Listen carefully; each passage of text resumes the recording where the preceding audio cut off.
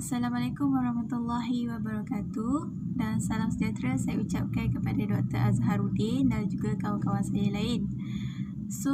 Nama saya Nur Aini Ifah binti Ma'ali yang bernombor matrik AIL 1900035 atau 1720873/1. Hari ini saya akan bentangkan bagi soalan nombor 4 iaitu bincangkan peranan Regimen Askar Melayu Diraja dalam menghadapi serangan Jepun pada tahun 1941. Untuk pengenalan, penglibatan orang Melayu pada peringkat awal dalam bidang ketenteraan semasa pemerintahan British mendapat kurang sambutan. Isu ini mula dibangkitkan melalui Akhbar The Malay Mail pada tahun 1912 yang menyatakan bahawa orang Melayu perlu diberi latihan pertahanan diri dan juga satu pasukan pertahanan kebangsaan Tanah Melayu juga perlu diwujudkan. Ekoran daripada kemelesatan ekonomi British yang mana British pada waktu itu tidak mampu untuk menampung perbelanjaan pasukan tentera Burma telah menyebabkan tertubuhnya Regimen Askar Melayu yang mana British juga memberi alasan adalah untuk mendorong semangat patriotik dalam kalangan orang Melayu. Penubuhan ini dimulakan dengan Kompeni Percubaan pada tahun 1932 di bawah Malay Regiment Enactment 1933. Skuad pertama telah memulakan latihan pada 1 Mac 1933 yang mana seramai 25 orang Melayu telah dipilih daripada kalangan negeri-negeri Melayu Bersekutu dan juga Melaka. Seterusnya berlaku pertambahan bilangan orang Melayu yang terlibat dalam penubuhan Regimen Askar Melayu ini daripada 30 orang pada 1 Ogos 1933 kepada 150 orang pada Februari 1934. Keadaan ini menjadikan seramai 1469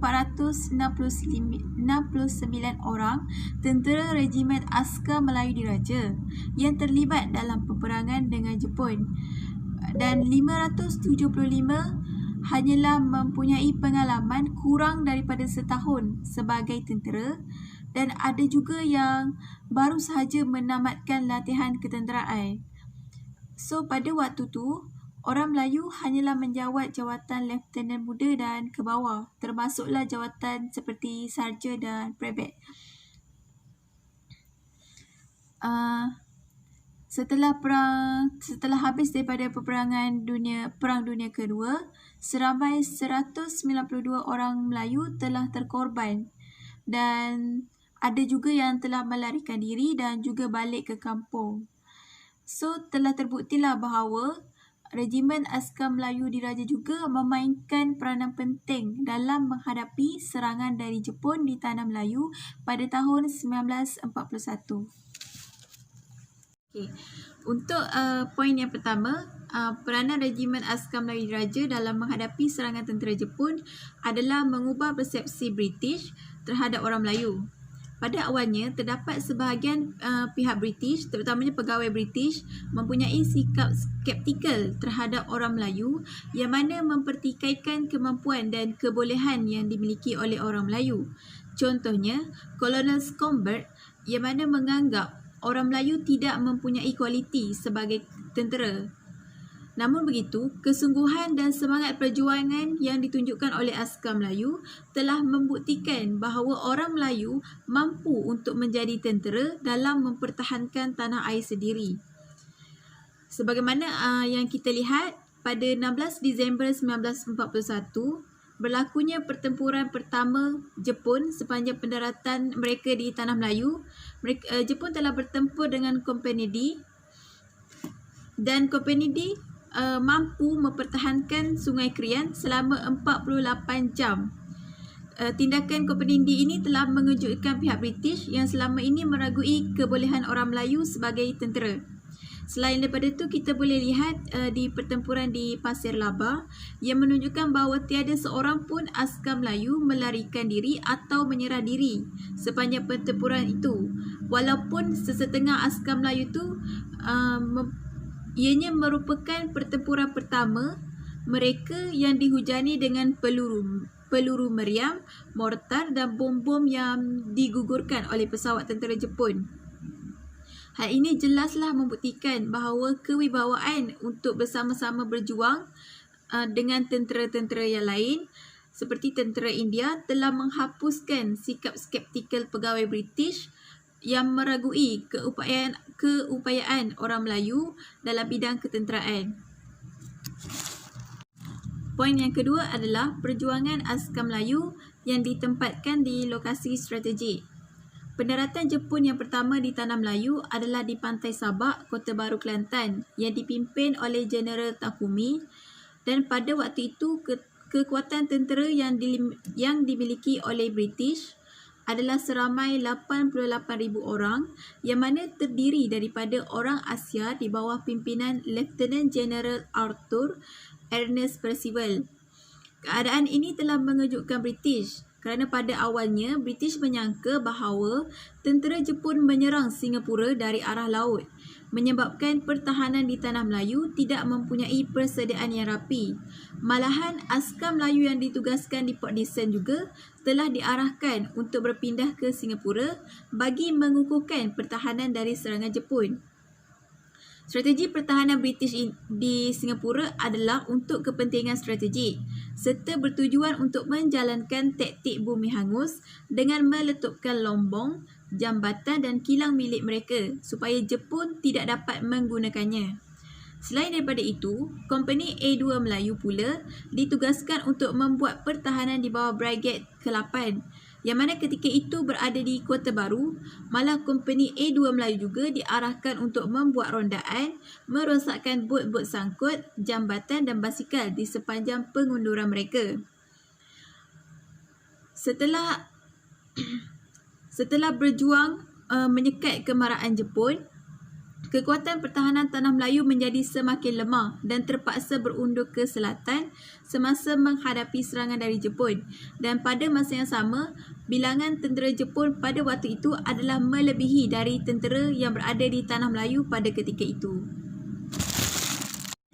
Poin yang seterusnya adalah perjuangan askar Melayu dalam mempertahankan Singapura.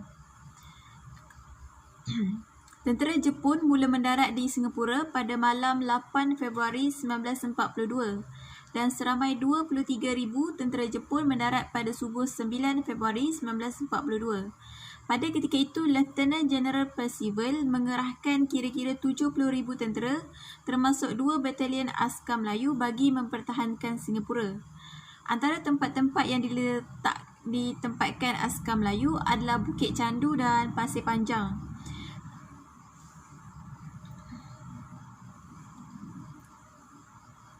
Pada 12 Februari 1942, Kompeni A Batalion Pertama Askar Melayu ditugaskan untuk bertahan di garisan hadapan Reformatory Road. Tentera Jepun telah menggempur Kompeni A dengan 2 batalion kereta kebal dan tembakan meriam. Pada masa itu, talian telefon medan telah musnah menyebabkan Kompeni A tidak dapat membuat sebarang panggilan untuk mendapatkan bantuan dan hanya membalas serangan daripada Jepun dengan menggunakan mesengan sahaja.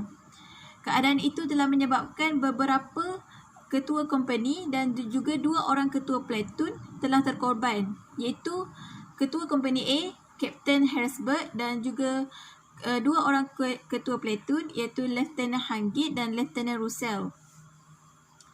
Seterusnya, tentera Jepun berjaya mendarat di hadapan pertahanan Brigade ke-22 Australia melalui tembakan artileri dan mortar sekaligus. Mereka terus menyerang semua kedudukan pertahanan British. Pada 13 Februari 1942, berlakunya pengeboman tembakan meriam dan mortar dari Division ke-18 Tentera Jepun yang mana telah berjaya memusnahkan kedudukan Regimen Loyal dan juga Regimen Askar Melayu. Oleh itu, markas Batalion Pertama Askar Melayu di Gap House telah pun musnah. dan juga markas batalion kedua juga di Kem Durian terbakar dan banyak kemalangan yang dialami pada ketika itu.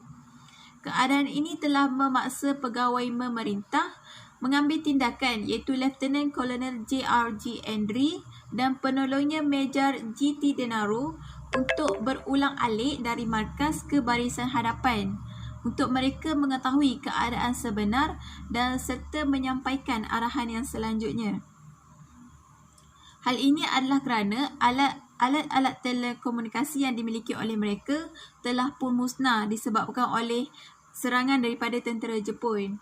Setelah Company A berundur, anggotanya telah diagih-agihkan kepada Company B, C dan D untuk meneruskan perjuangan. 13 Februari 1942, tentera Jepun mara ke sebelah barat bandar Singapura sepanjang permatang Pasir Panjang yang mana tempat berkuburnya askar Melayu. Keadaan ini telah menyebabkan ramai tentera Jepun telah terbunuh di tangan askar Melayu di Pasir Panjang Ridge.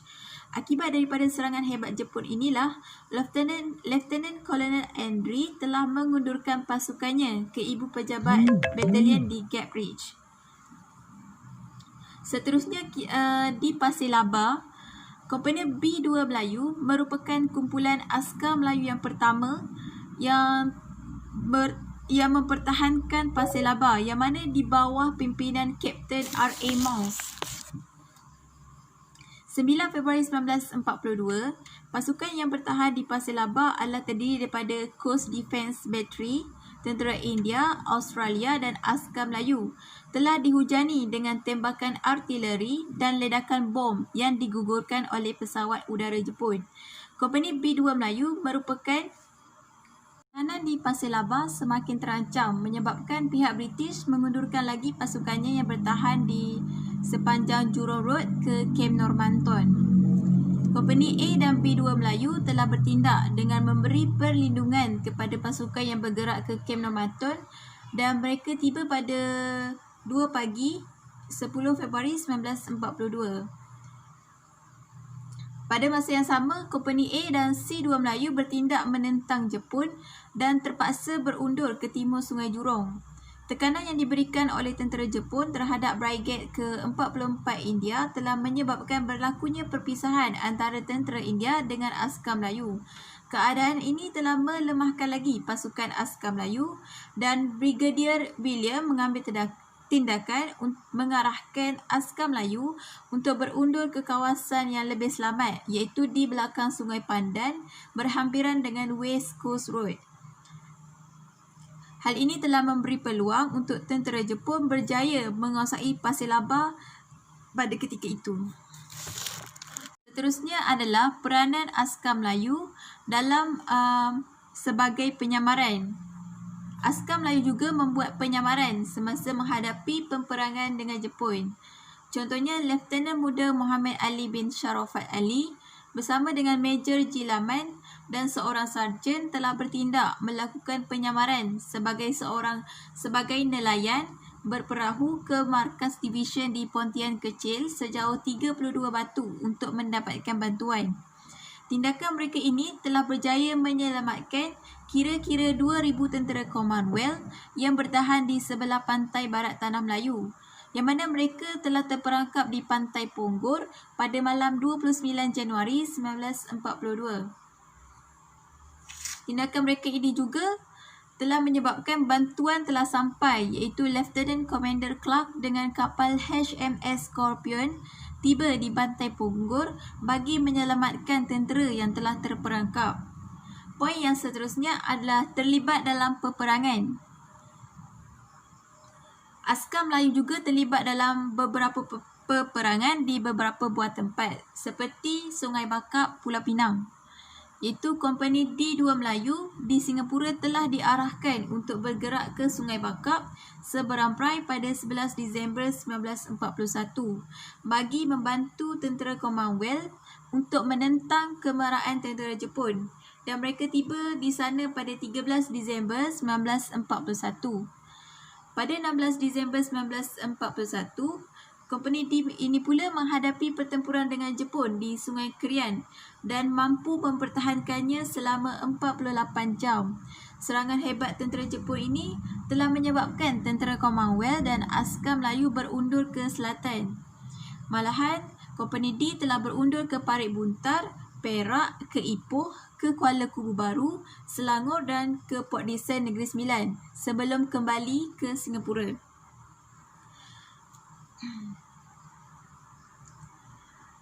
Di Batu Pahat pula, Kompeni D bergerak ke Batu Pahat Johor bagi membantu barisan pertahanan Brigadier Challen. Mereka telah menunjukkan semangat juang yang tinggi dengan bertahan di tebing Sungai Batu Pahat sepanjang malam 18 Januari 1942. Tindakan ini telah berjaya melambatkan pendaratan tentera Jepun di Batu Pahat, sekaligus memberi peluang kepada pihak British untuk berundur pada malam 19 Januari 1942. Pada waktu itu, askar Melayu telah bertindak untuk mengawal landasan kapal terbang di Senggarang yang mana ianya terletak kira-kira 7 batu ke selatan Batu Pahat. Peranan yang seterusnya adalah kelahiran tokoh. Kelahiran tokoh ni kita boleh lihat kepada 3 orang tokoh iaitu Lieutenant Adnan, Ibrahim Al-Ladita dan juga Private Yaakob bin Bidin. Lieutenant Adnan ni dia ketua mengetuai pelatun 7 Kompeni C telah berusaha untuk menaikkan semangat tentera supaya terus berjuang hingga ketitisan darah yang tak akhir. Walaupun pada waktu tu beliau berada dalam keadaan parah kerana beliau telah ditembak di bahagian perut. Keadaan ini berlaku semasa mereka menghadapi tentera Jepun di Bukit Candu pada kira-kira 5 petang pada 13 Februari 1942. Setelah itu, keadaan Lieutenant Adnan semakin lemah dan beliau telah ditangkap dan diikat serta dimasukkan ke dalam guni lalu digantung di sebatang pokok ceri dengan keadaan kepala di bawah dan kaki di atas. Beliau telah meninggal dunia setelah ditikam bertubi-tubi dengan bayonet oleh tentera Jepun. Tindakan Lieutenant Adnan ini, keberanian dan kewibawaan yang dibawa oleh Lieutenant Adnan ini telah menjadikan beliau sebagai tokoh yang dihormati. Namun begitu, beliau tidak menerima sebarang pingat kebesaran daripada pihak British seperti mana yang diterima oleh Ibrahim Al-Ladita dan juga Private Yaakob bin Bidin.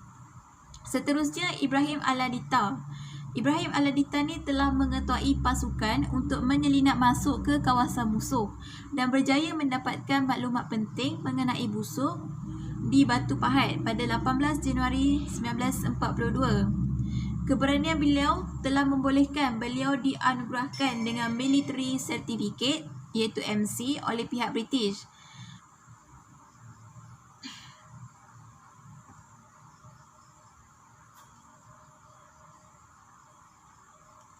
Seterusnya adalah Private Yaakob bin Bidin.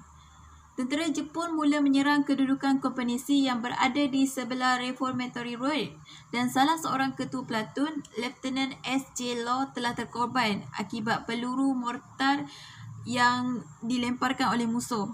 Pada masa yang sama, Private Yaakob dari Kompeni C telah menunjukkan keberaniannya dan membuat tindakan yang bijak untuk membunuh musuh. Beliau bersama dengan seorang tentera yang dilengkapi dengan selaras brand gun menyusup ke kawasan musuh menerusi lalang dan tubuhan yang terbakar. Lalu mereka membunuh kesemua pengendali mortar tersebut serta memusnahkan peluru mortar yang ada. Lalang dan tubuhan yang mereka lalui itu adalah lalang dan tubuhan itu dibakar oleh Jepun. Kerana Jepun bakar tu bagi memudahkan mereka untuk mendirikan kedudukan tapak mortar. Jadi asap-asap yang terhasil tu Jepun telah menjadikan asap tu sebagai satu perlindungan mereka supaya tidak terlihat daripada pandangan Kompeni C. Itu adalah taktik yang menyebabkan Kompeni C diserang secara tiba-tiba tanpa melihat tentera Jepun berada kat mana. Tindakan Private Yaakob inilah menyebabkan beliau telah dianugerahkan dengan Military Medal iaitu MM. Sebagai kesimpulan, Regimen Askar Melayu Diraja sangat memainkan peranan penting dalam menghadapi Perang Dunia Kedua, kempen Malaya oleh tentera Jepun. Walaupun pada peringkat awalnya, British menganggap bahawa orang Melayu tidak mempunyai kualiti untuk menjadi seorang tentera. Namun begitu, desakan demi desakan telah menyebabkan British terpaksa menubuhkan satu pertubuhan pertahanan ketenteraan yang diwakili oleh orang Melayu. Jadi kebolehan dan kesukuhan mereka yang ditunjukkan semasa menentang serangan daripada pihak Jepun telah menghapuskan sikap skeptikal pihak British. Seterusnya, pihak British juga telah menganugerahkan pingat MC atau MM kepada askar Melayu yang berjasa dalam Perang Dunia Kedua selepas penguasaan semula ke atas Singapura dan Tanah Melayu pada 4 September 1945. Seterusnya, pelibatan orang Melayu dalam bidang ketenteraan semakin bertambah selepas berlakunya keganasan yang dilakukan oleh komunis semakin berleluasa di Tanah Melayu. Sekian, terima kasih.